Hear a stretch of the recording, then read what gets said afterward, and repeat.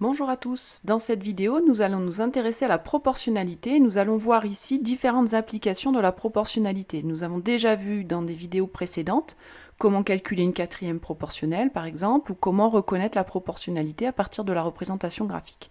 Et bien maintenant nous allons voir l'utilisation de la proportionnalité dans différentes situations. Alors, première situation, quand on parle de proportion et de pourcentage. Pour évaluer des proportions, on utilise souvent des pourcentages, donc on le représente sous forme de pourcentage. Donc un pourcentage, c'est une proportion écrite avec le dénominateur 100. Donc quand on parle de proportion, on entend aussi le mot proportionnalité. Donc ici, on évalue un effectif, par exemple, par rapport à un effectif total. Donc si je dis que 6 élèves sur 24 n'ont pas eu la moyenne au dernier devoir, je peux évaluer cela en forme de ce qu'on appelait aussi la fréquence. Donc la proportion d'élèves qui n'ont pas eu la moyenne, je peux l'écrire 6 sur 24. 6 élèves sur les 24 au total n'ont pas eu la moyenne. Ce qu'on aimerait, c'est pouvoir l'exprimer sous la forme de pourcentage, c'est-à-dire écrire ce quotient 6 sur 24 sous la forme un nombre sur 100. Eh bien ici, je retrouve finalement de la proportionnalité. Je n'ai pas écrit sous forme de tableau, mais on a exactement la même chose. C'est-à-dire que quand j'ai des quotients qui sont égaux, eh bien les produits en croix sont égaux. Donc ici, le nombre que je cherche, je vais faire 6 fois 100 et je vais diviser par 24. J'obtiens 25. Autrement dit, 6 sur 24, c'est égal à 25 sur 100, ce qui correspond à 25%. Donc 25% des élèves ici n'ont pas eu la moyenne au dernier devoir. Donc le pourcentage, vous pouvez toujours l'écrire sous forme de fraction sur 100 et donc écrire l'égalité des quotients. C'est important de bien se le représenter. Le pourcent, c'est pas du tout une unité comme un mètre ou les kilomètres, etc. Le pourcent veut simplement dire sur 100. C'est une autre façon de l'écrire. Alors, deuxième exemple, quand je parle de l'échelle sur un plan.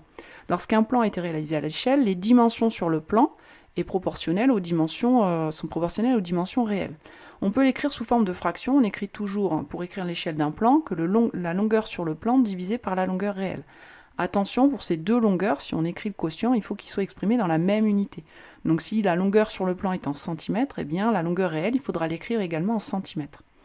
Alors, par exemple, j'ai une carte à l'échelle 1/25 millième et sur cette carte, je mesure une longueur de 8,3 cm. Je voudrais savoir à quelle longueur réelle cela correspond. Eh bien, on va pouvoir représenter les choses dans un tableau cette fois-ci en identifiant les deux grandeurs qui sont proportionnelles, eh bien la longueur sur le plan et la longueur réelle. Les deux sont exprimés en centimètres, attention à ça. On va traduire ce que veut dire l'échelle 1/25 millième, ça veut dire que 1 cm sur la carte, c'est 25 000 cm réels. Et nous, ce qu'on voudrait savoir, c'est 8,3 cm sur la carte, ça représente combien de centimètres dans le réel. Eh bien, il ne reste plus qu'à trouver ici la valeur que nous cherchons. Ce qu'on voit, c'est que comme on a l'échelle 1/25 millième, en fait, on a un coefficient de proportionnalité qui est facile, c'est 25 000. Pour aller de 1 à 25 000, j'ai multiplié par 25 000. C'est le coefficient finalement d'agrandissement qui permet d'aller de la carte au réel. Donc pour trouver la valeur que l'on cherche, il suffit de faire 8,3 fois 25 000, ce qui donne 207 500. Donc la distance réelle, elle est de 207 500 cm. Alors la distance réelle, on va peut-être pas l'écrire en centimètres, on pourrait la convertir soit en mètres, soit en kilomètres, donc j'obtiens 2075 mètres ou 2,075 km. Voilà ici comment on passe de la distance sur le plan à la distance réelle, ou on pourrait aussi passer de la distance réelle à la distance sur la carte. Donc là, il s'agit d'une situation de proportionnalité. Et dernier exemple, quand je parle de vitesse moyenne. Donc quand on dit qu'une voiture roule à 90 km/h, ça veut dire qu'elle fait 90 km en 1 heure, et de manière proportionnelle. Donc on imagine que notre voiture roule toujours à la même vitesse. Donc si on dit qu'une voiture roule en moyenne à 90 km/h, on suppose qu'elle roule tout le temps à la même vitesse, même si dans la réalité c'est pas tout à fait vrai, mais on peut imaginer que c'est le cas. Et ce qu'on voudrait savoir, c'est quelle distance elle va parcourir en 12 minutes. Et bien là, on a proportionnalité entre la distance parcourue et le temps. Donc on va pouvoir représenter ces deux grandeurs que nous étudions, la distance et le temps, dans un tableau, et on sait que ce tableau va représenter une situation de proportionnalité. Alors la distance, on peut la mettre en kilomètres, et le temps, on peut le mettre ici en minutes, puisqu'on veut savoir en 12 minutes.